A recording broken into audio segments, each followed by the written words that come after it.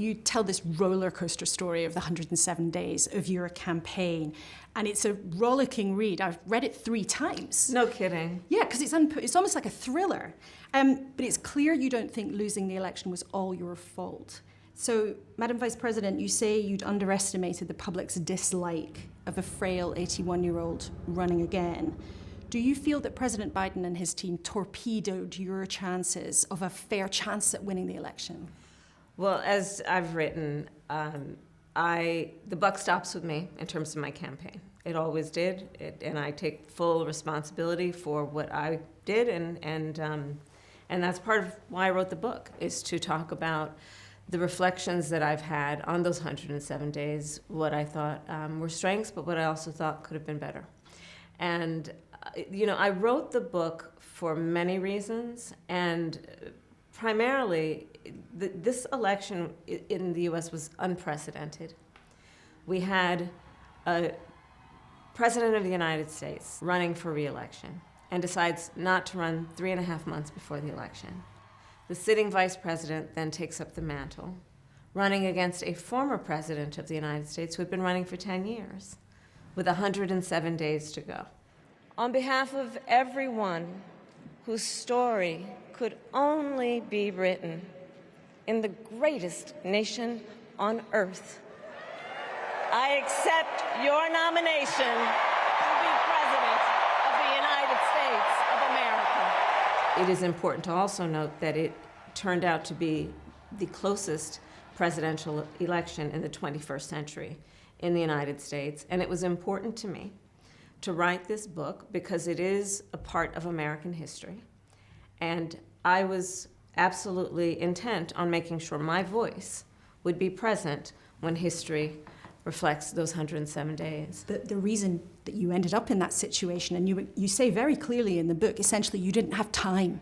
You didn't have time to make the campaign your own. You didn't have time to show the public what you could believe you could really do. And you also say, President Biden pulling out should not have been a choice for an individual ego or an individual's ambition. Do you feel that you were deliberately kept in the dark about what was going on and how much he was struggling behind the scenes? What I have written is what I believe, which is, 1, we needed more time. There's no question about that. 2, there were many factors that contributed to the outcome of that election.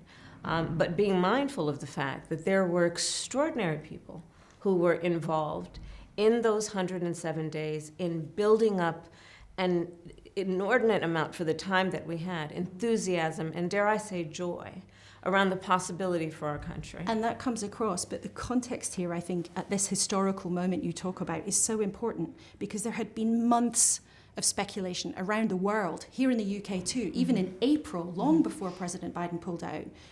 We asked Nancy Pelosi what was going wrong. This was a huge subject of discussion. And you write that President Biden didn't raise his frailty with you, and you write that you didn't really raise it with him. That's extraordinary to read in your account. Well, let's be more precise. There is a very serious difference between capacity to be President of the United States and the capacity to run for President of the United States. And so it is on that latter piece that I talk about in the book, about my concern about his ability with the level of endurance, energy that it requires, especially running against now the current president. The total initiative relative to what we're going to do with more Border Patrol and more asylum officers. President Trump? I really don't know what he said at the end of that sentence. I don't think he knows what he said either. So that is what I speak of in the book, and you rightly point out that I, in reflection, realize that, and I ask, was it on my behalf grace or recklessness to not raise the point with him about whether it was right for him to run?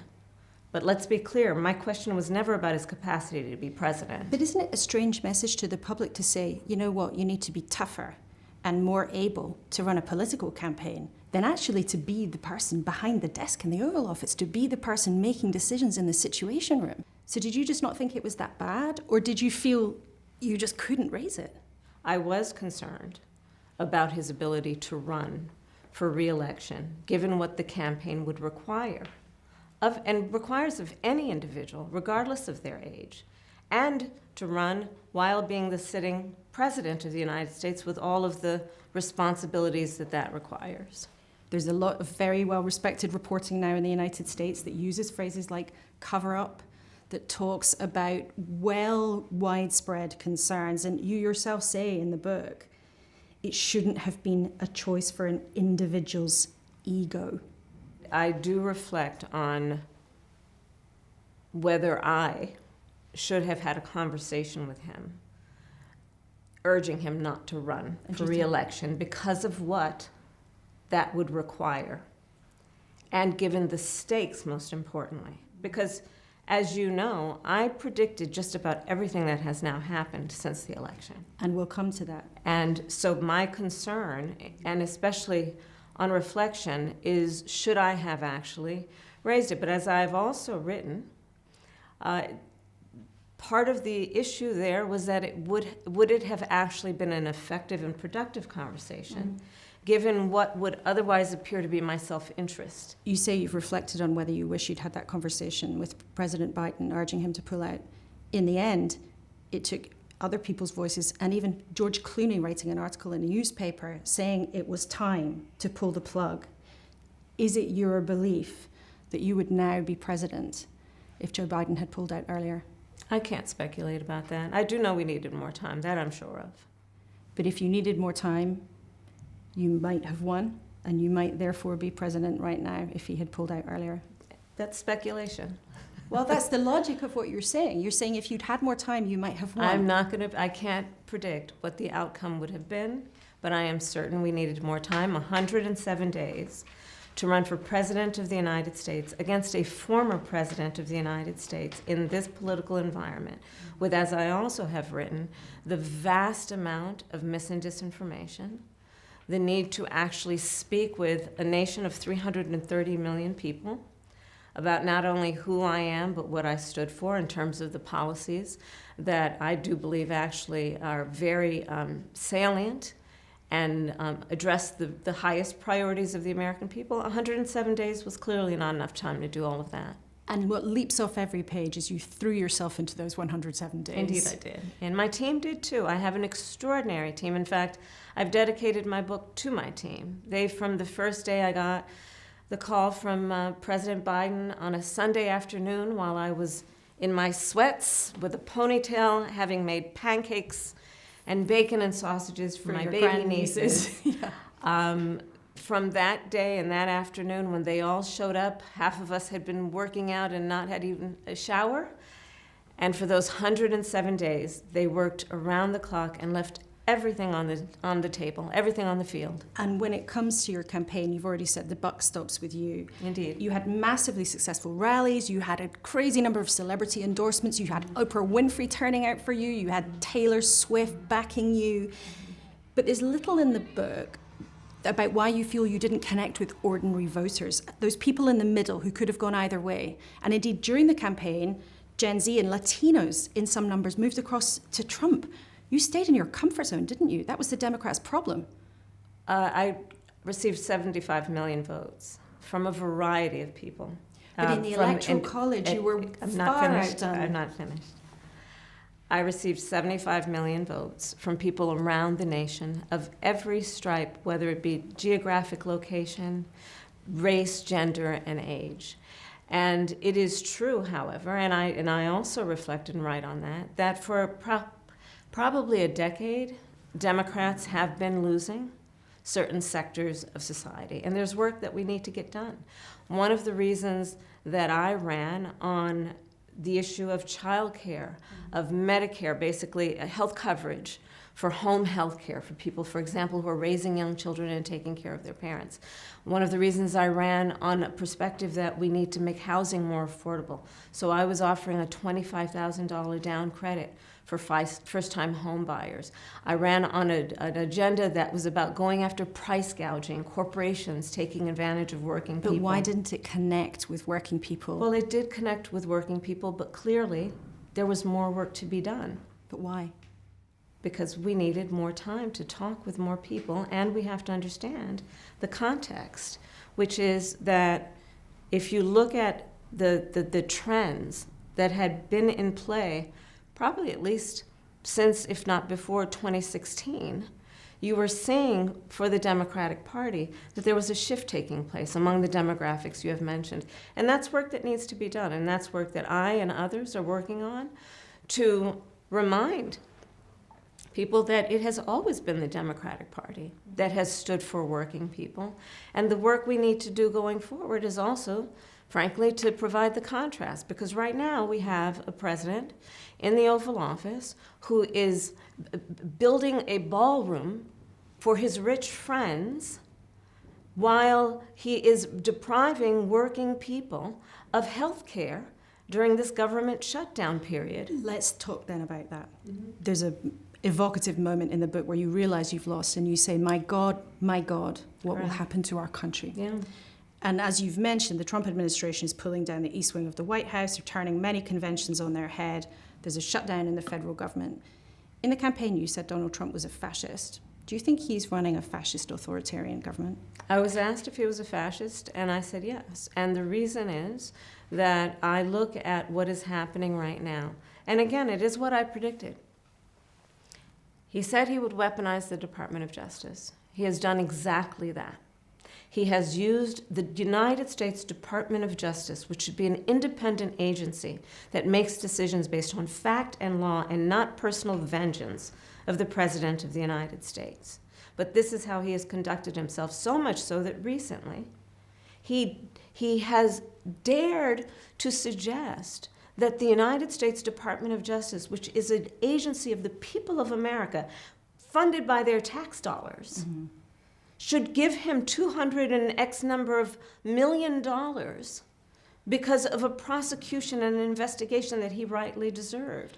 You look at what has happened in terms of how he has weaponized, for example, the federal agencies around going after political satirists, who his skin is so thin, he couldn't endure criticism from a joke and attempted to shut down an entire media organization in the process. And you are critical of billionaires and other institutions bowing down, capitulation. There are not all, but there are many and you that also have capitulated since day one, who are bending the knee at the foot of a tyrant, I believe, for many reasons, including they want to be next to power, because they want to perhaps have a merger approved or avoid an investigation.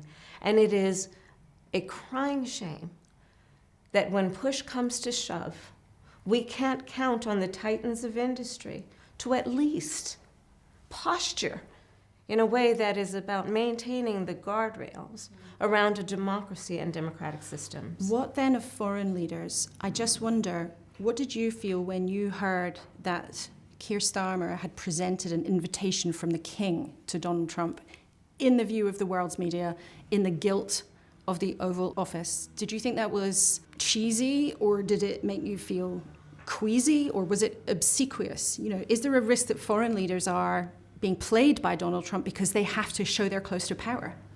I do believe that Donald Trump, as I said on the debate stage before the election, and I maintain it to be true, he has shown his very nature. In the foreign stage, he has proven over a long period of time that he invites favor and flattery.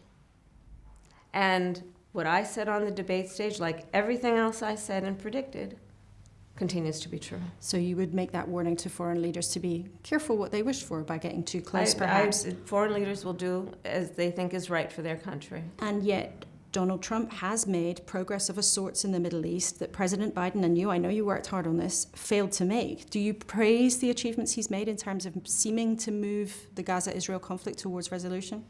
Listen, I think that, first of all, I'm very, very happy that we now have a situation where the hostages are out. There's still more work to be done. I think credit should be given where credit is due, whether it be Egypt, Qatar, or this administration and this president. There is good work that happened, but there's a whole lot more to do. And as you can see, when we're talking about, in particular, one, the fragility of the ceasefire, two, equally important, and something I've been working on since October 8th, what is the plan for the day after, which includes the security, the governance, and the rebuilding of Gaza. Let's talk then about what's next for you and also what's changed in your life since then. Donald Trump stripped you of your Secret Service protection at a time when there had been attempts on his life. Of course, there have been other political killings in the US, most notably recently the killing of Charlie Kirk. Has Donald Trump's decision put you in danger? I feel safe. Why do you think he did it? You'll have to ask him. Well, you must have thought about it. You have to ask him. I don't pretend to know why people do what they do on a daily basis. In terms then of what is next for you, you write very powerfully about the differences that many women have made to your life, whether that was your meeting with Angela Merkel or the experience of growing up with your extraordinary mother or the stories of your baby nieces, Amara and Leela. When are they going to see a woman in charge in the White House? In their lifetime, for sure. Could it be you? Possibly. Have you made a decision yet? No, I have not. What about running again as someone else's vice president or maybe being part of another ticket? If Gavin Newsom, your fellow Californian, said, hey, come and be my Secretary of State, would you consider that? Right now I'm focused on my book tour. And I'm glad to know that you read it 3 times. I did. I read it 3 times because it's a great read. Thank you. But you say in your book, I'm not done. That is correct. I am not done. I have lived my entire career a life of service. And it's in my bones. And there are many ways to serve. I've not decided yet what I will do in the future beyond what I am doing right now, which is meeting with many people. Obviously, right now I'm in the UK, but otherwise I've been spending a lot of time in our country. Most recently, I was spending an incredible amount of time in the South. I was in Georgia, North Carolina, and Alabama, and talking with people and mostly listening, and I'm enjoying doing that. I think that people want to be heard right now. Mm-hmm. And one of the reasons that I decided not to run for governor of California, I want to listen to people without it being transactional, without asking people for their vote, but listening to them. I think the American people have a lot to say right now. But you've been very clear that it's a possibility you might run again to become president. And in my experience interviewing politicians, when someone says, I'm not done, it means they are thinking seriously about running. But when you look at the bookies' odds, they put you as an outsider, even behind Dwayne "The Rock" Johnson. I mean, is that underestimating you? I think there are all kinds of polls that will tell you a variety of things. I've never listened to polls. If I listened to polls, I would have not run for my first office or my second office, and I certainly wouldn't be sitting here in this interview. So your message to supporters at the end of the book was, we fought, if you fight, you win.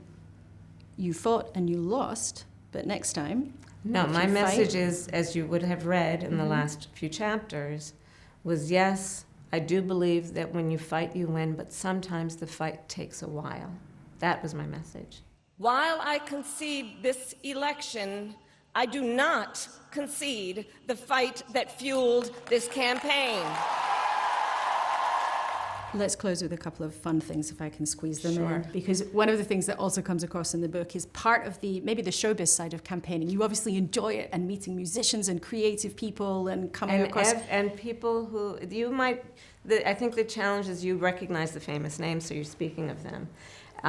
But there were millions of people that you wouldn't recognize their name, who I met with, who gave me an incredible amount of joy and really continue to give me a sense of confidence in who the American people are, and their optimism, and their fight, and their endurance, and their love of country. Is Kamala still brat? I think we're going to have to ask that beautiful artist who said it over a year ago. Maybe we'll ask Charlie XCX. Yes. What do you miss most about being vice president? I worked with wonderful people, and that was great. The work that I do because I want to solve problems, and there was good work to be had. And what do you miss the least? I don't know. These are high-class problems to talk about things like that, you know? Madam Vice President, thank you so much for giving us your time today. I'm glad to be with you. Thank you. Thank you.